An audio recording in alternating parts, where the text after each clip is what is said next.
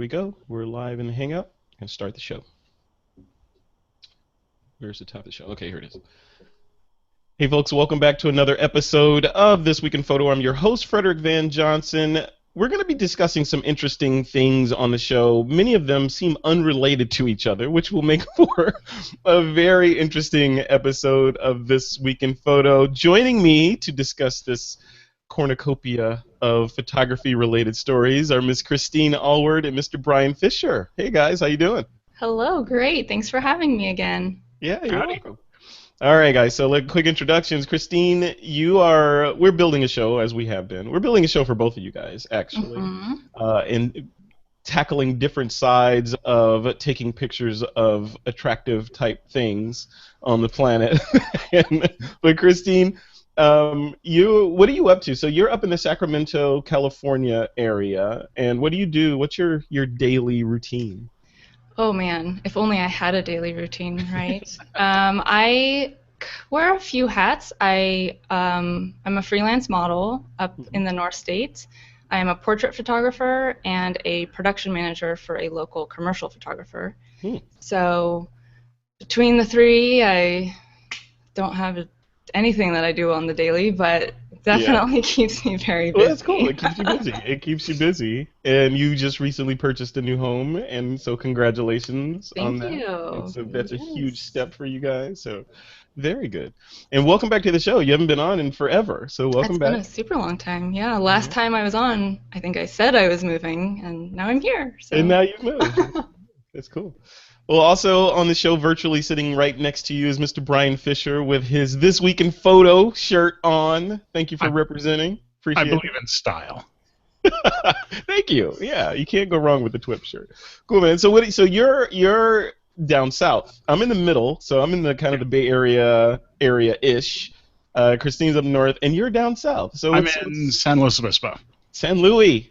I love it down there. That's yeah, that's the area I pass through when I'm driving on my way to Brooks Institute in Santa Barbara all the time.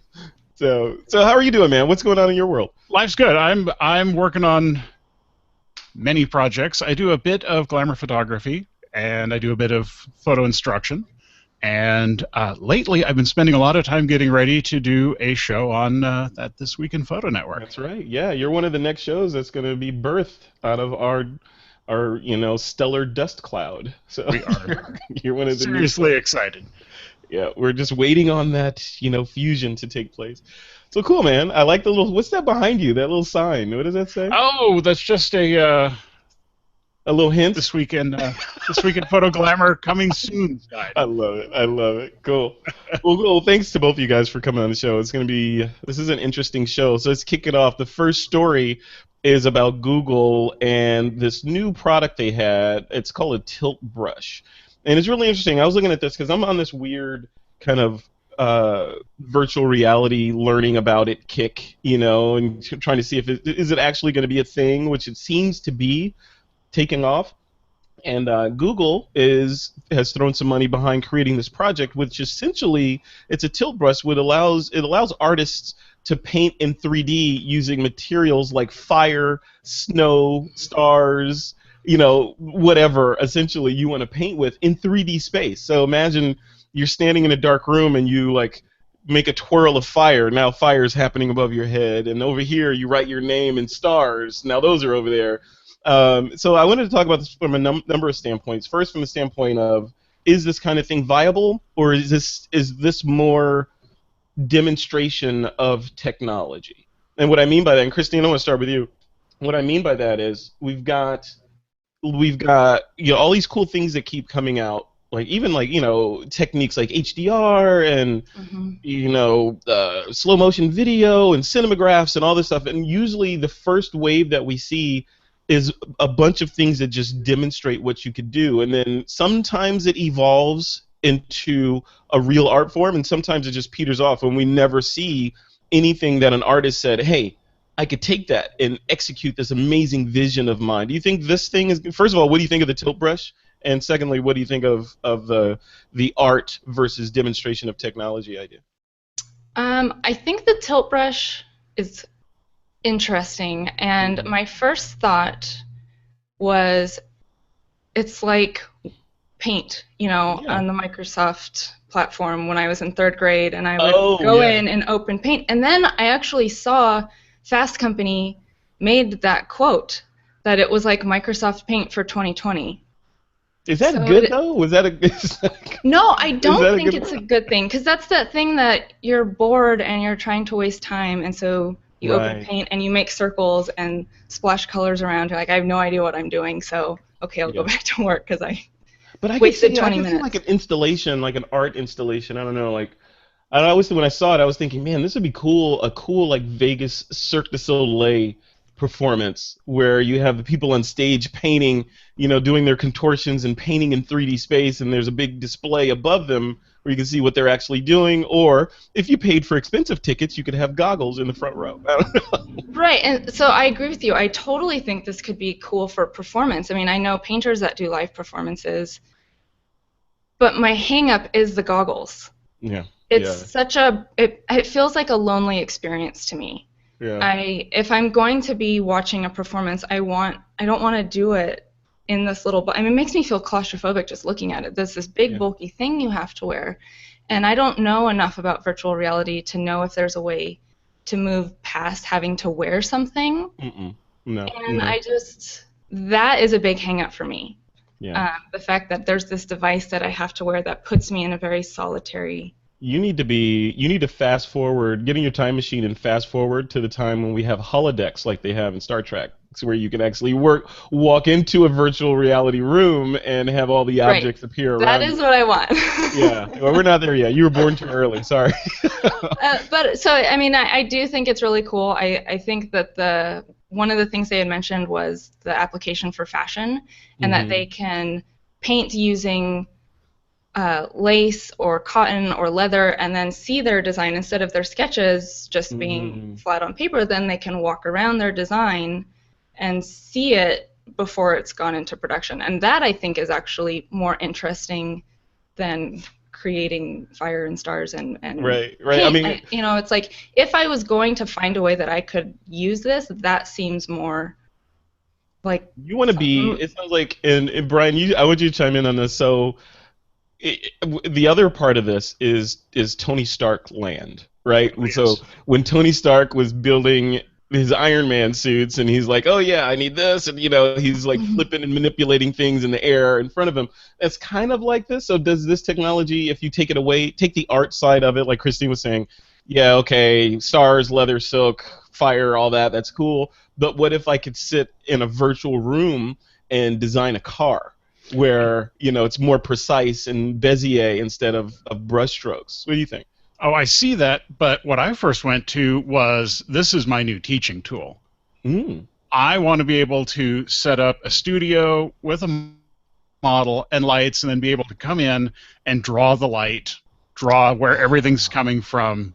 The Yeah. only problem is, I guess you could do it from a single point of view video that you could share, Hmm. but if I could get a standard interface where I can stream out to other people that have the headsets and they can walk around my virtual studio Well, and if I you're can. showing lighting techniques, then you need see now you're getting deep. See now you need to go license light field technology from Litro so that can Oh, of go in the course. 3D world so that you can trace where the light would be going and how it's going to interact with surfaces within a 3D environment, right?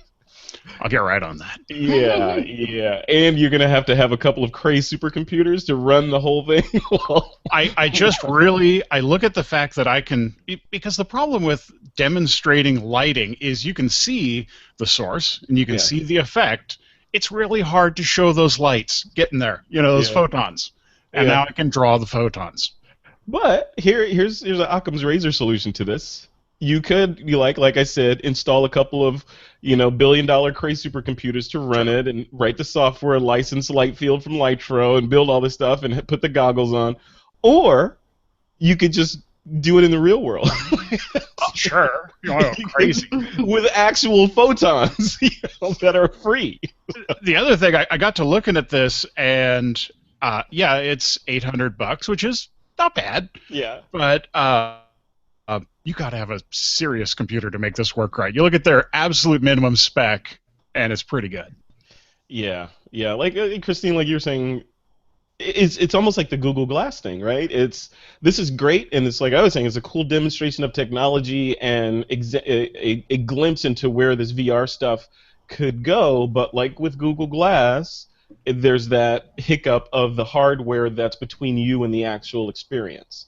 And at least Google Glass was slightly sexier design. It wasn't this huge helmet thing. Like I'm so hung up on the design of it. I won't buy that. I won't. Yeah. Not when it's that designed that way. It's too bulky, and I don't think that that fits what most people are Well, interested let's in. be clear though. You're not most people. You're a high-powered fashion model that's fashion conscious. The geeks of the So crowd. not true. The No, geeks of the I crowd don't will be think like, so. I'd wear that all day long. I don't care. No Well, one's and looking maybe at it's me. true. I mean, virtual reality has lived in the gaming side of things for a long time. I don't have that backing up my experience. So I see this and I'm just totally put off by how it looks because I haven't had years of dealing with it in the gaming arena. Yeah, yeah. Yeah, I've Bill? played with Brian. Have you guys played with? I ordered what is it? Google Cardboard. Have you seen that? I've Mm-hmm. seen it. I played Yeah. with it. I played with it, and just yesterday, as we record this, this is the 17th of May. So as we record this, just yesterday, Google announced that they've updated the iOS version of the YouTube app to support virtual reality video. So if you've shot a video with like your Theta S, that you can actually look around with your phone, you can now look at it in 3D space with your Google Cardboard. So I tried that yesterday for the first time on a practice video that I built, and it was just a video that I shot in my living room with the Theta, and I put it on, and I'm looking around of the video. In the video, I had people in there interacting and everything, and even with the low resolution of the Theta and the cardboard kind of experience, Christine, like you were saying, it was weird because I'm standing in my living room and the video was shot about 6 feet to my right, and I Mm-hmm. really had the feeling that I was standing in my kitchen. It really felt like I was standing in my Interesting. kitchen. The more I held it up there, the more my brain was like, yeah, you're here. You're actually in that spot.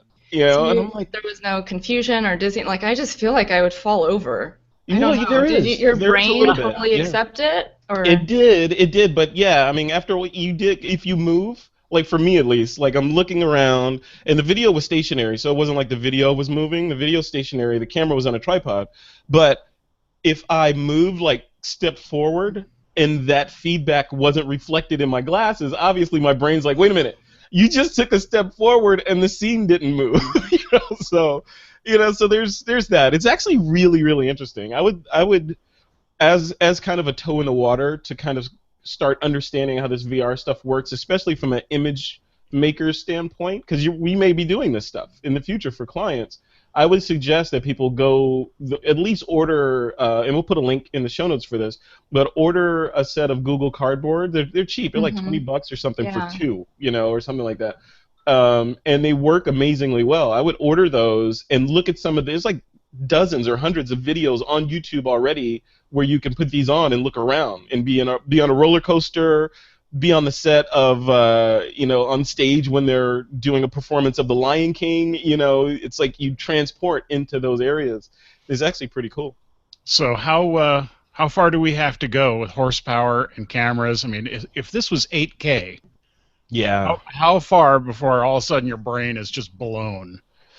Yeah, I don't know. I mean, it's interesting. There's a lot of possibilities for all this stuff, but it's always going to be, for me at least, it's always going to be path of least resistance, right? So the path of least resistance is, and this is old school, get off my lawn, old man talking, right? So it's like I got a computer, I got a keyboard, I got a display here, I can move my mouse and interact. Why do I need to see it in the real world? But that said, coming from a position of ignorance, having not ever worn an Oculus Rift, and people rave about that thing, right? So it went much like when I put on Google Cardboard, the synapses in my brain started firing, like, oh, that's pretty interesting. I bet I could do this thing. What if I did that? What if Right. what Yeah. if I took the video and put multiple people in there in Premiere and then put it together and then so you start thinking of the possibilities once you try it. So I don't know. The tilt brush is exciting from the standpoint of, okay, this is another example of the stuff that you could do. but I still want to see if it's a technology like I always say, is a tilt brush a cure in search of a disease that no one complained about? So. I think we need to get this built into the next PlayStation to Mhm. where it's commonly available, where I can reach out to somebody and go, "You've got the hardware to see my content." Yeah, yeah. Then it has potential. Yeah, or like even distance learning, or if they get HIPAA compliant, what if they did where you could Oh, do sure. therapy sessions virtually? You put on your helmet or your helmet, like Christine said, you put on your goggles, and now your therapist or whomever, your doctor, if you're doing a consultation, is sitting in the seat in front of you instead of you driving.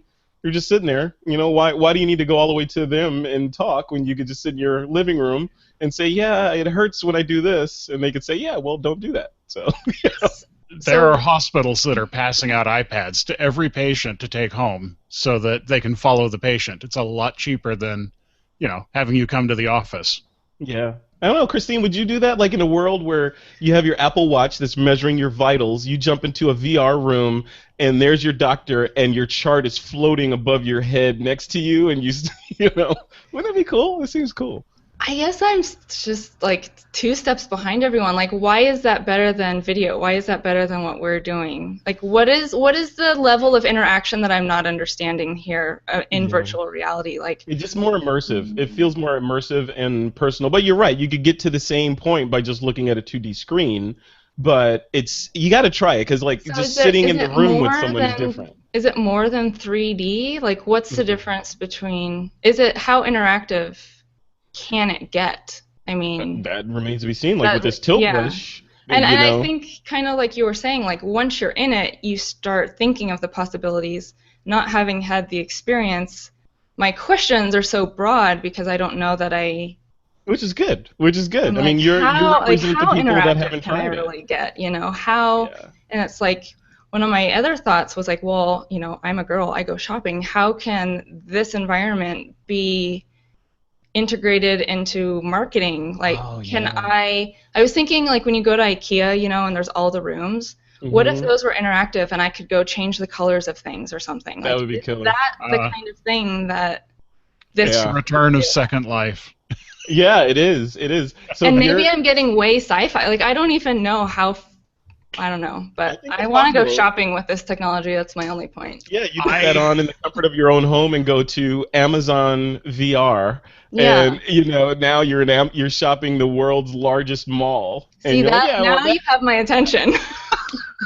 Well, and if you turn that in on itself, let's say you can take, especially if you can cooperate over the internet, you've got you're designing a dress with your art director. You put your goggles on, you're both working on the same object and going, no, this needs to be shaped like this, and you're drawing it in real time. Yeah. That's got... Yeah. I guess I just need to see how big the hurdle is to get everyone to buy the device that's necessary. Right. Yeah, and it's still a little confusing right now. I'm confused by it, and I'm just like, whatever. It's early days. But I would like to see it get to a point where just everyone has this stuff. To me, it's the access to the content you're creating. How do you make it, but then who can watch it or be involved in it or interact with it? And you hit it right on the head, because even for me, I'm not knee deep into it, but I'm like, okay, toe in the water. I got some cardboard. I want to see what it's like. But there's the hurdle is, okay, what is 3D? And we talked about this on a previous show. What is 3D? What is VR? What is just the 360-degree spherical video that you're in? They're interchanging these terms, which I think in a lot of ways is confusing people, because some of this stuff is just video. It's just video that's wrapped around you that you can then look around on. And then VR, like this tilt brush, you're actually in a 3D computer-generated environment that you're interacting with. You can't use these terms interchangeably because you don't interact with a 2D linear video. So you're right. And then all the different hardware, because there's like cardboard, and then there's Oculus Rift, and then Google's coming out with something next week, and Samsung has their thing. Like, what if you want to try it? What's the thing that you get to try it? Which then leads to analysis paralysis, and you do the Christine. You're like, forget it. I'll wait till we sort it out. I'll wait till everyone sorts it out. Exactly. Or make my phone do it, because I already have that. Yeah, And I'm yeah, also not a person that, like, I'm not a gadgety person. yeah, So, like, I think it's very interesting. I think it's gorgeous. I mean, watching the video was mesmerizing. And they yeah. even, I don't know if you went to their actual website, but they had like a first person video. So it would Hmm. be like you were holding the brush and you could it was kind of dizzying. Um, Yeah. but I would love to And be able to watch someone do it. I think I would have the Microsoft Paint effect where I'd just go scribble and then Well, be like, okay, that was fine. right. Microsoft's competitive technology is the HoloBrush. Sorry, not HoloBrush, HoloLens. And I think this has got a better chance just because the border to entry is so much cheaper. It's generic hardware. It's just some great software on hardware you can readily buy. Oh, that looks cool too. I'm gonna screen share this. That looks. And I also don't know. I mean, so HTC made the hardware Yeah. for Yes. the tilt Right. brush, right? Yeah, yeah, yeah. They I'm did. not Yep. even sure that I like that so much. Yeah. Why you don't I like mean, HTC? What's wrong with HTC? no, I do like HTC. I think I've had the pleasure of working with them. I think their phones are great, but I think when they've gone into some of the accessories things, like their Re camera, it just kind of fell Yeah. flat. Oh yeah, I, Brian. I saw this HoloLens at what was it? Microsoft did their conference and they were demonstrating this thing. Yeah, this is kind of wicked. Yeah, this is, and the so design looks crazy. Look at that. it is the same basic idea, except you can see through to the real world, and then it scans the real world and places the three-dimensional objects in your vision. It's augmented Yeah. reality. It So is that's something augmented else. reality. It's not virtual reality, it's augmented reality, which is another take on all this, right? So it's yet But another, Yeah, another I thing. think I would have to go to that step first. That Yeah. feels more like a natural leap for me. I Yeah. think that's an order of magnitude more expensive, though. You're not going to Yeah. get mass penetration Yeah, with that. that's But this I could see cool things like the glasses look kind of cool, but I Yeah. could see like okay, you have these on and you're walking around your house and there's your virtual newspaper on the counter mapped perfectly and you touch it and it opens up and starts playing video and like it's basically sci-fi stuff. You could do all that with this one. And it's here now, and it works from the people I've talked to that have used it. Okay, well, I'm gonna have to be one of those people because we got to see if this is. Oh, look at that! And you're like, that is really cool. That's cool. All right, Microsoft. Does it? Yeah, but Microsoft, hey, does it work with a Mac? I wonder. So, Not so much. in a Windows machine. Uh, okay. All right, guys. Let's switch gears here. Let's take a quick break. Actually, when we come back, we're going to talk about. Actually, Christina, there's a story that came around earlier this week about Calvin Klein and some controversy that they're involved in. So when we come back, we're going to talk about Calvin Klein's latest controversy. All right, folks, we're back. We're going to dive into story number 2, which was about Calvin Klein. So I think you guys have this story up on your screens right now, but this is, and let me bring it up for the folks at home. Our friends over at Petapixel were writing about this, and that's where our show notes writer found this. But they, and I can't find it, but essentially what happened was Calvin Klein did an ad campaign, and in the ad campaign, they depict a 22-year-old Danish model, Clara Kristen, looking down at a camera with kind of her legs, kind of standing a little bit open or a lot open, and she's got a dress on, and the camera is essentially looking up her dress. So the outcry or the controversy was, hey, is this? I mean, has this gone too far? Is this fashion porn? Is this all? It's we're selling underwear, so why not show the underwear? I don't know, Christine. What do you think? You're a model and a photographer, and you're in the fashion industry. Tell us what you think. I think people need to calm down. It's not that big a deal. It's underwear. It's So, the I end mean, of the and it world, is, Christine. it's the end of the world because Victoria's Secret hasn't been showing anyone their underwear for the last however many years, right? Mhm. Yeah, if the skirt was gone, it'd be fine. Exactly. If she was wearing nothing but underwear, it would be a non-issue. But I think there's this, I don't know if it's like you tell little boys don't look up a girl's skirt in grade school, right? I don't know if there's some weird connection people are making to this thing that you've told little kids is bad, maybe? Like, does it feel too young? Not the age of the model, just the action of what's happening. I thought it was really kind of creative. It didn't bother me at all. I think I've seen things that are much more risque. I think I mentioned Tom Ford. He does some things that are way crazier for his fragrance line and his makeup line. Right. Yeah, I don't know. So I don't have a problem with it. I think it was actually really creative way to sell intimate wear or whatever I don't know what their line is called, but a little taboo goes a long ways in the advertising world. Yeah, no, absolutely, and sex sells, obviously. Brian, what do you think? I know when you saw this, you were upset. You started writing letters to your governor. Yeah, it was horrible. I got them all over the place here. I just think it's a little lowbrow. It's do tell. No, I think you're like going down the list of things that we tell people not to do and have laws against. You're like, we'll take number 6 and take a picture of it. Does it communicate anything about the product? No, it's just a catchy picture.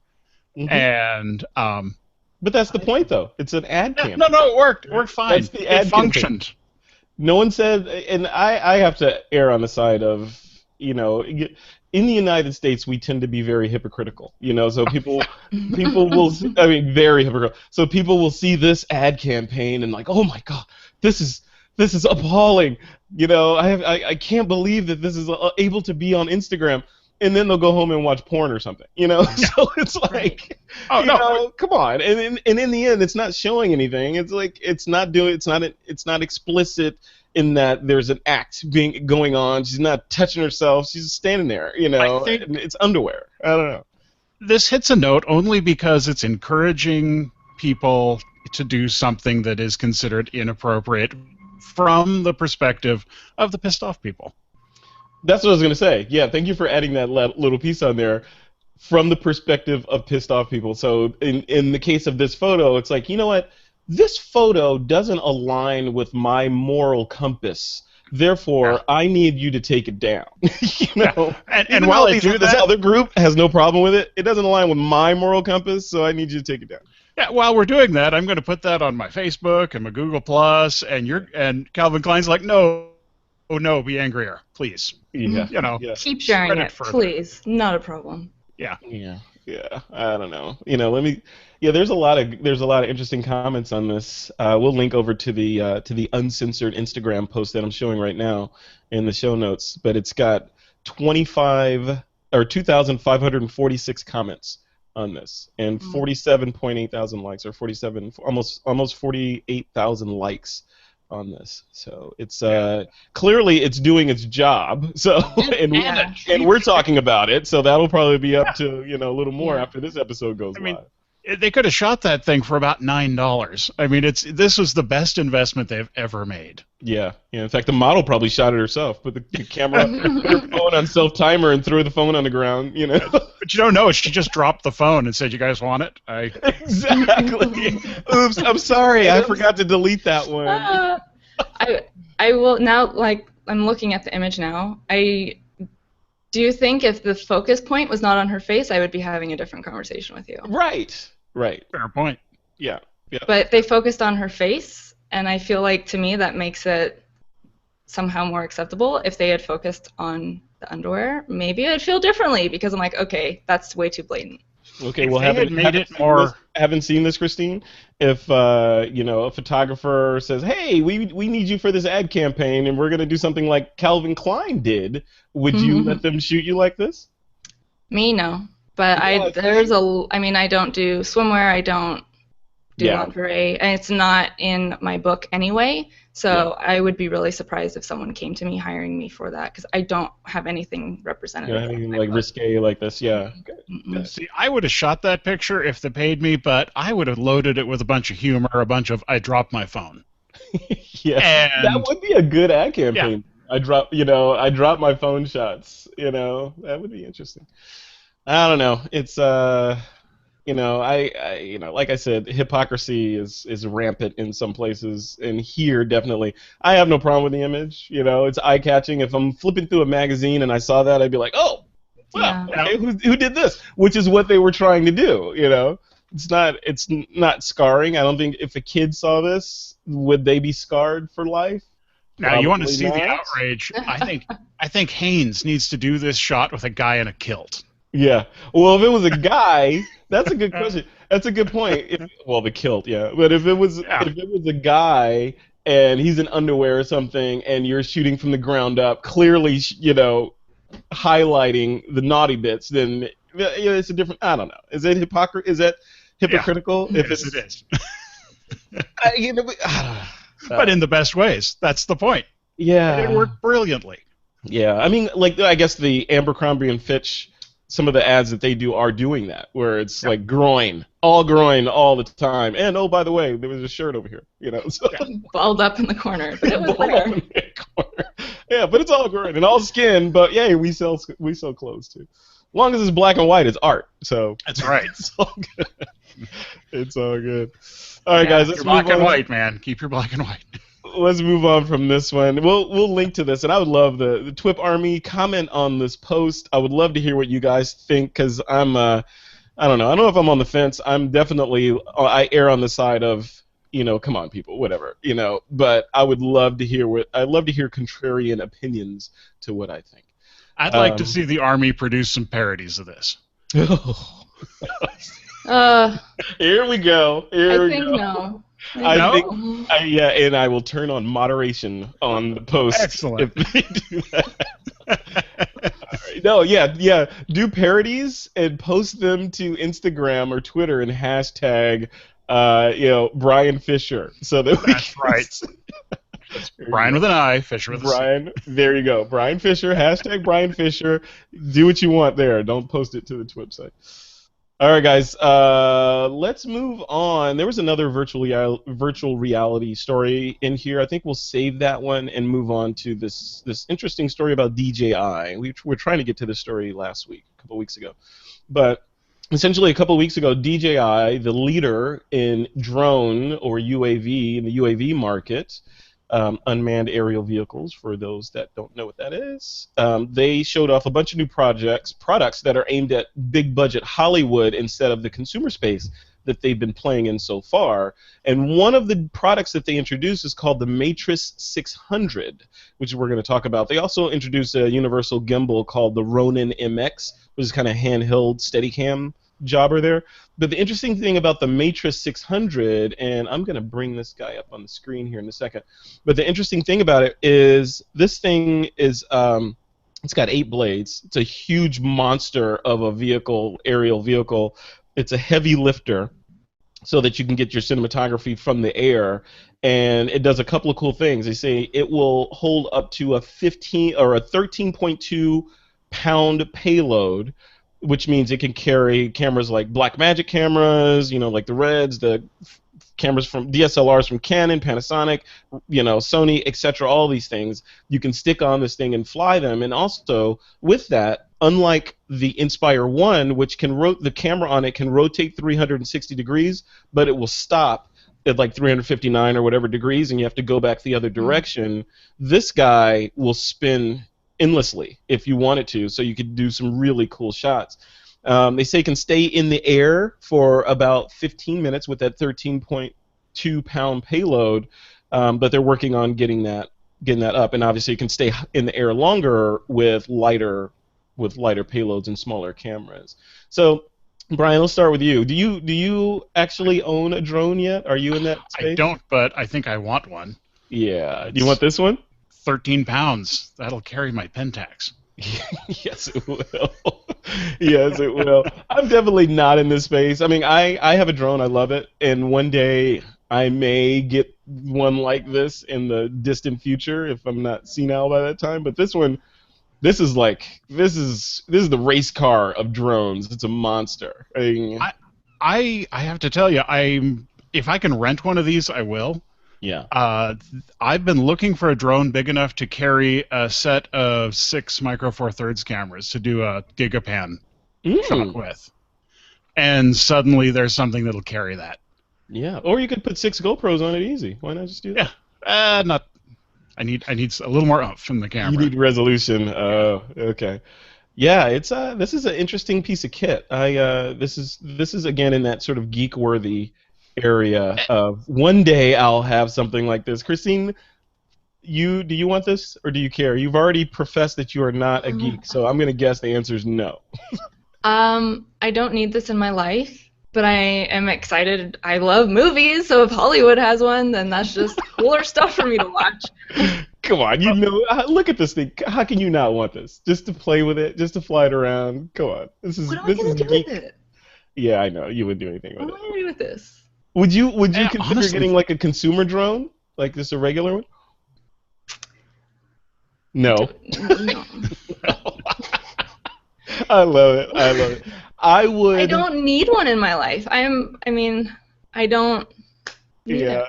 yeah. You know, But I love the footage that comes from them. I mean, I'm pro drone for sure. When people have them and they do cool stuff with it, I love the footage that people are creating. I love that lots of people have them. I'm glad that it's not as hard for people to fly them anymore. Um, yeah. No, I know. I'm pro drone all the way. I don't need one in my life. Now you from time to time you do portrait photography and that sort of thing, right? Up there in Sacramento. If your competitors start doing these wild kind of videos for, the students, like if you're doing like a senior portrait type session, and Sure. the newest thing becomes, hey, students want like aerials of them doing crazy things and stuff like that. Would you move into this space, or would you be like, oh, you know what? I can Well, refer you to Jim Bob down the street. He has a drone. and a lot of liability insurance, right. because this one's gonna Uh, hurt. Yeah, yeah, I mean, obviously, I live in a world where what people want does dictate a little bit of what I do, but it would have to be a large percentage of people coming to me for that. yeah, yeah. But I Uh, mean, I'm not going to say no. Of course, that if it comes to that, I would absolutely.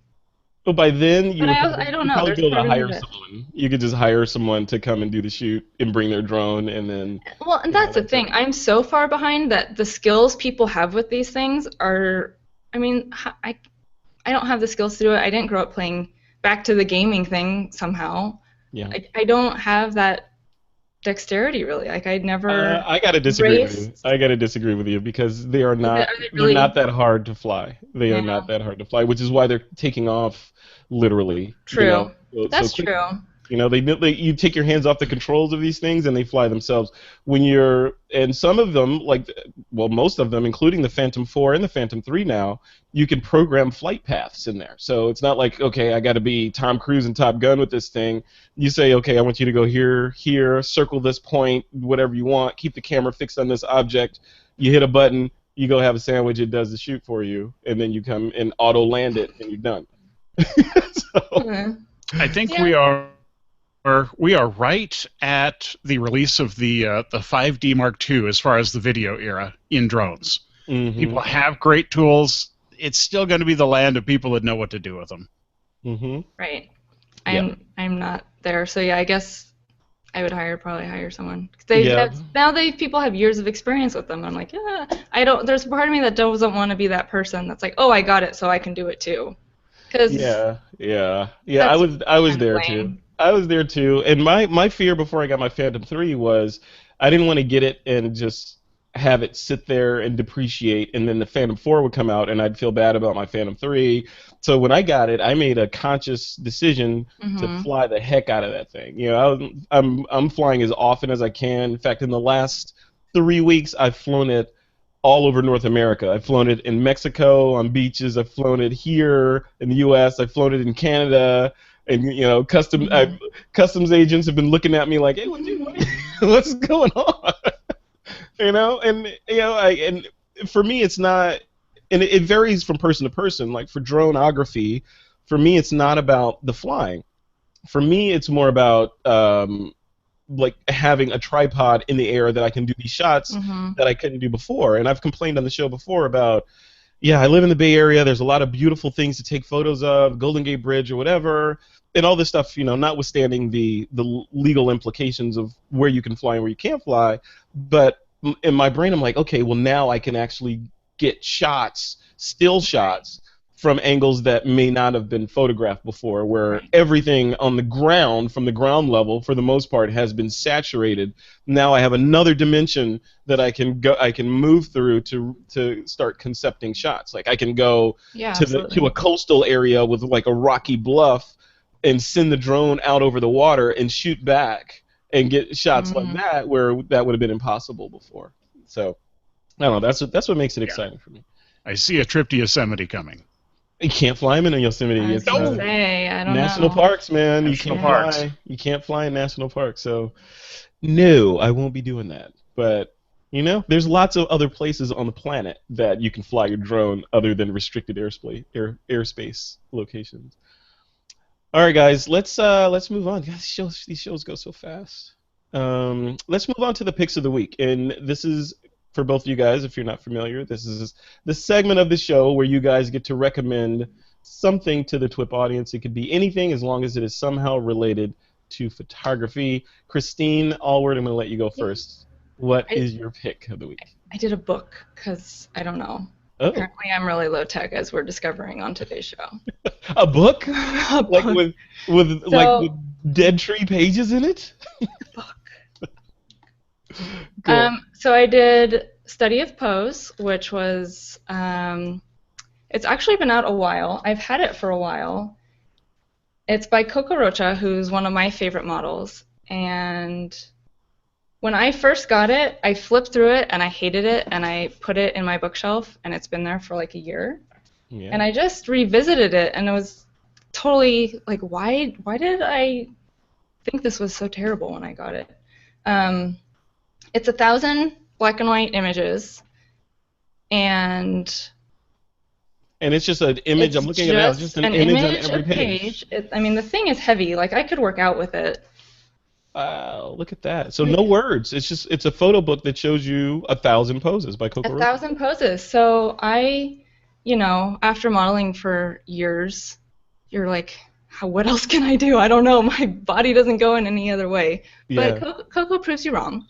So I think it's just a cool way to, whether you're working with models or anyone, it helps you kind of break the cycle if you're starting to use the same poses over and over and over again. Because some of them are weird, and I think maybe that was my hang-up when I first got the book. Mm-hmm. Obviously, Some of the poses are like, what's weird? in the book, Define in weird. the book, she's doing stuff that just is not pretty in any way, shape, or form. Yeah. But it's a jumping off point, and I think it helps refresh your brain. So, how would you suggest, put on your photographer hat, how would you suggest photographers use this book if they get it like the night before or a couple weeks before, whatever? Do they build kind of the idea of how they'd like the shoot to go and, maybe photograph a couple of these pages and throw them on Pinterest to share with the model to say, hey, we're going to do this kind of thing? Or do you just go through it to have an idea in your mind? I think I don't know if I would recommend copying stuff out of here, because I think another thing that kept me from looking at it's not really curated. It's not like, here's all the jumping poses, here's all the sitting poses. It's like she stood there, the photographer took 1,000 shots, and she just went for it.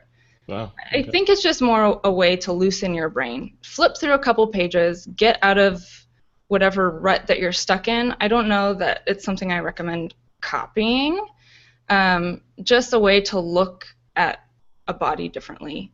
And it's like, okay, she could put an arm over her head, and it's not the worst looking thing in the world. It's like, how often are arms just straight down, and how do you break away from that? Right. And it's only $40, right? Oh, I don't know. I don't remember. I believe it's just 40. I know, I just bought it. You did? You bought it? That's awesome. Like, I just opened to a page randomly, and she's twisted up like a little pretzel. Like, maybe now that's all I needed to inspire me to get away from her sitting on a stool. Put her on the ground and see what happens. Yeah. God, I love that. So. That's cool. Brian, you have to let me know how that goes. I would have bought it too, but I am literally in the process of purging my house. So I'm not, like I have all these books, and like once a year I go through all the books that I have, and I take out the outdated ones or the ones that I don't want anymore for whatever reasons, and I either give them away to people or I donate them to the public library to make space for things like this. So you can borrow mine. yeah, okay, cool. Done. I've used a Pose book for years. Unfortunately, the ocean took mine about 6 months ago. So you left it on the book. I think this is totally different than a Pose book because it's not giving instruction. It's not. This is. Oh no, the book I use is just thousands of pictures. So it's time for a new one. I'm good with it. Very cool. All right, Christine, thank you for that. That is Study of Pose, 1,000 Poses by Coco Rocha for $40. Awesome. All right, Brian Fisher, what about you, man? What's your pick of the week? So this is a little simpler item. It is the Godex S-Type speedlight mount. Yeah. I have struggled for years with all of these mounts that try to put a speedlight into a softbox, and they are all crap. Yeah. Except for this one. This will hold a speedlight like a bear. It has a Bowens mount on the front, and it's cheap. They're about $20. I bought 10 of them. 10? Yeah. Why do you need 10 of these? Well, I counted how many speedlights I had, and you're using 10 at any given time. I've used 8, so I got a couple of spares. Okay, that makes sense. Anyway, it is, again, it's physically really robust. The other mounts, if you look at them wrong, they bend. Yeah. I think somebody just sort of looked into Sillarina's mind and built this. So it's a Sillarina product. It's got to be. But it's the best thing out there, and I literally gathered up all of my other ones and threw them away. Wow, look at that! All right, and what's it cost? What's the what's going to set me back? $21. That's it. Cheap. Yeah, they're cheap. All right, look at that. That's why you were able to buy. I think you should buy 10 more. What was your address for the delivery? yeah, at least buy one more and send it to me for evaluation. Of course. I'll go borrow Christine's book and I'll take that. Cool, awesome, man. That's a good pick of the week as well. All right, my pick of the week I have 2 actually. So this week, when this show goes live, we'll be well into full swing on a 5-day deal promotion, which I'm participating in, and this one is interesting and important for me because we are just about to pull off officially the wraps of the brand new TWiP school, which is at school.thisweekinphoto.com. And in the school, which will be available by the time, actually it won't be available by the time you see this, but you can go to the school, I'm putting an exclusive product that's only accessible if you purchase the 5-day deal. And now the product, it's called Digital Video Alchemy. It's all about how to produce video with the stuff that you have around already, your existing gear. Went to Mexico and with a crew, and we did all the footage in Mexico. We shot a full music video with musicians on the beach, on Mayan pyramids, in Tulum. We were all over the place down there, and synthesized it all into this really cool course, which is now part of the 5-day deal. The course itself, once the 5-day deal is over, is going to be $147. And within the 5-day deal, which I believe is under $100, you get this product along with several other ones from other photographers. So I think all in all, it's like $2,500 worth of stuff. $100, but it's only there for 5 days. So definitely check it out. So, and as part of this, you'll get the let's decline that call. It's coming in. So as part of this, you'll get access to the 5-day deal, but you'll also get to peek around and look inside the TWiP school and see how everything works in there and all the other courses that we have. So definitely please check it out and let me know what you think about that. And the link to this is in the show notes, or you can just go to twip.pro/5DD or 5-day deal, and it'll take you right over to it. And also, the other pick that I have is our wonderful host of Street Focus, Valerie Jardin, has released an ebook on street photography. It's called First Steps and Beyond. I'll link to that in the show notes as well. It's a really cool book. She's selling it through Gumroad, which is awesome. It's a really cool service for selling digital products, and it's really clean, seamless. Two clicks, and you basically have the book downloaded to your desktop, and people are already raving about the book. So definitely go check that out. It's called First Steps and Beyond. And also, yeah, definitely check out the 5-day deal promotion that we're running right now. All right, guys, we're at the end of the show, the top of the hour. Christine Allward, where can people go to see what you're working on, and what projects do you have coming up? They can go to christinethephotographer.com, or same thing on Instagram, Christine the Photographer. I'm going on vacation. Sorry, guys. Vacation? Vacation. I'm going abalone diving on the Mendocino coast for a week. Nice. So, Well, you're staying local, yeah. Staying local. Maybe I'll get your drone and I'll go do some cliff shots.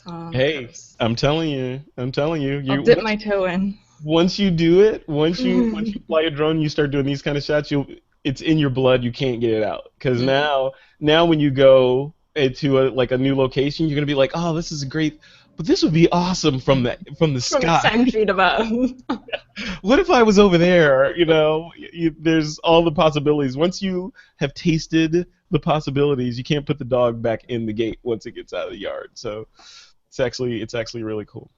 Cool. So congratulations, Mendocino. And then work has been actually kind of cool right now. Being in Sacramento, I've got a lot of campaign work. People that are campaigning for different offices. State capitol. So been meeting a lot of politicians, which isn't my norm, but it's been really fun. So. Interesting. Yeah, it's heating up, right? We're getting close to. I'm going to be in everyone's mailbox. Those mailers that everyone hates, that'll be me. Really? Oh God. Thank you. You and your pick of the week was a dead tree product, and now you're filling up my mailbox too. So bad. Nice. Way to save the planet, Christine. Yay!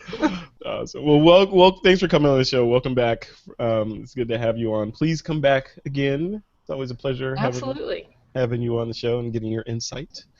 Brian Fisher, what about you, man? What are you working on? I'm doing a few fun things. Firstly, we are in hopefully the home stretch on This Week in Photo Glamour.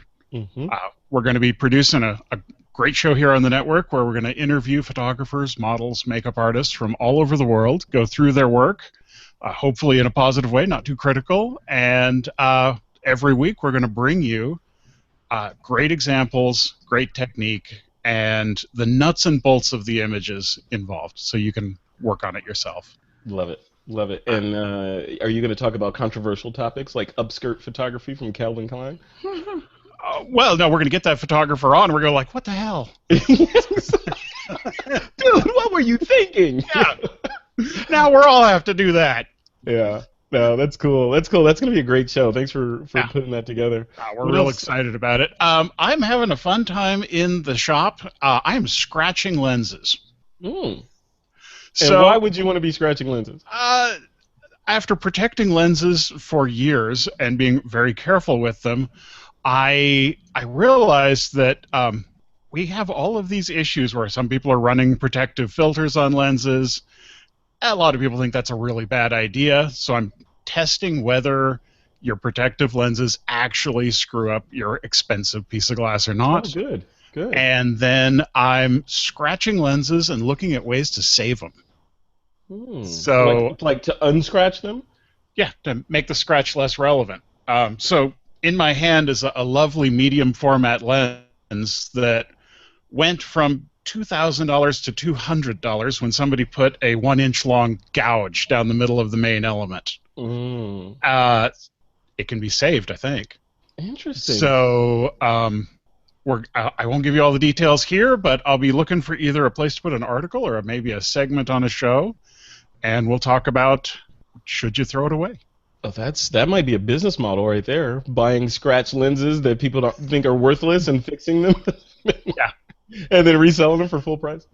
Yeah. Christine's like, Sure. Yeah, why not? Sounds cool. Why not? Cool. Anything else, Brian? Oh, everything. I'm doing the standard thing. I'm diving back into film photography just for a good time, and Oh, I maybe it's because I had to shoot film photography for so long. Like diving back into it sounds like, yeah, I'm gonna go back to high school and sit in the homeroom and go through trigonometry again. It's like I don't know. I don't see the romanticism in going back to film. For me personally, I like digital. I think once we get this going with a couple of the hosts, we need to call you out on this. Call me out. Bring it. Bring And it. You, Doug K. A lot of the hosts are doing the film thing. I haven't.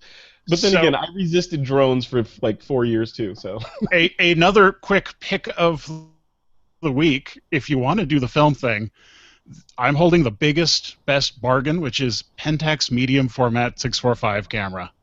This would have cost you a small car 10 years ago. Oh yeah. And this is an autofocus camera. I picked up a great lens and a camera. It's maybe $500 for a full outfit. Would have been 5,000. Yeah, I had a Mamiya 645 back in the day. Also had a Bronica. I was we had a Hasselblad, but only officers got to use that. But I shot all that stuff. I shot it. We did everything on 35 millimeter this is me when I was active duty in the Air Force.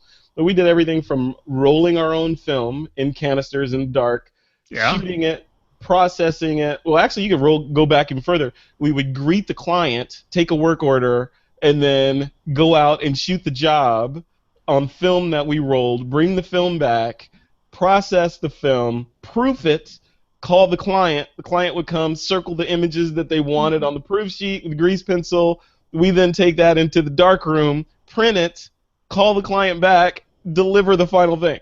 So soup to nuts all the way through. Now you can do it in digital and just email people. So yeah, I'm going back. I'm going to do a little bit of the old school, literally that whole process. You're going to do that? Really? Oh yeah. Yeah. All right. I'm going to email you one of those flogging things so you can. Excellent. I need one. So the skin on your back needs to be ripped off a little bit. So. I've got an 8-year-old boy. I got to teach him how it's done right. Yeah, okay. Oh, well, you might want to teach him about, the horse and buggy too, because that's how we used to do it. I've taken him horse and buggy already. We're done. Christine's like, he did not just say that. I mean, come on, Fantastic. But I agree with it's. I don't know. I could see the romanticism of it. Hey, let's do it. This is the old way that used to be done. Silver halide and chemical and all that. Smell the fixer. But in the end, is it about the process or is it about the image? If it's about the image, there are better ways to get to the end result than to, walk over hot coals. We eliminated the hot coals. You can only describe how hot the coals are. Once you've walked on them, you know. Why should you know? But why should you need to know? That's called progress. So our kids today don't have to walk over the hot coals because we suffered. To be serious, I think there is some genuine value in slowing way down with a kid. Yes, I agree with that. Yeah, and teaching technique and all that. Christine, before we sign off, film or digital? Are you romanticized by the idea of making things a little bit more deliberate by shooting and processing your own film? I will say I learned on film, and I'm glad that I learned on film. Me too. Because, I think there's something cool about being more deliberate about a shot. It doesn't take me 600 shots to get the one I want. It takes me 30. And I was at a bridal shower and gave someone my camera, and she took 50 pictures. I'm like, you had to take 2. What are you doing? Right. And so being able to do that burst thing, I don't think is necessary. So I think having limiting factors is a good teaching tool, but I'm not going to switch back. Brian, why don't you split the difference and go buy one of those Leicas that only shoots in monochrome and doesn't do anything else? I use that camera. It's incredible. Really? I would in a heartbeat. Okay, tell me. I got to hear this before we go. What's incredible about that camera? It is when you pull in really close on those images, they have crazy, very losing my words. There you see no banding, you see no moire. The image images are as close to a film black and white as you can get. They're just really beautiful. Okay. All right. I'm gonna go. I've heard that, and we gave it kind of the tongue in cheek on one of the previous episodes of TWiP.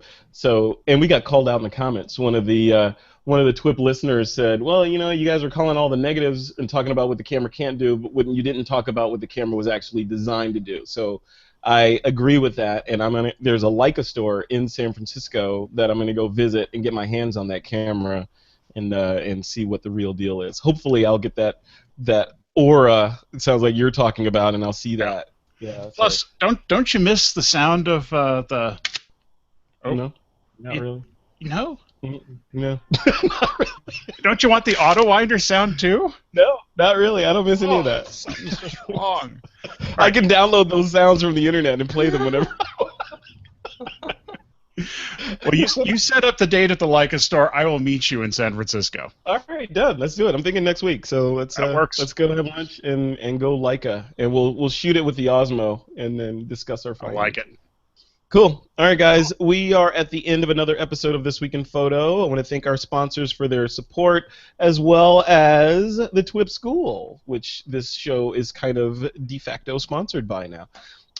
You can visit us, or visit the school at school.thisweekinphoto.com or TWiP proper, which has links over to the TWiP School at thisweekinphoto.com. And, of course, follow us on Twitter, Facebook, and YouTube. And with that, it is time to take that lens cap off.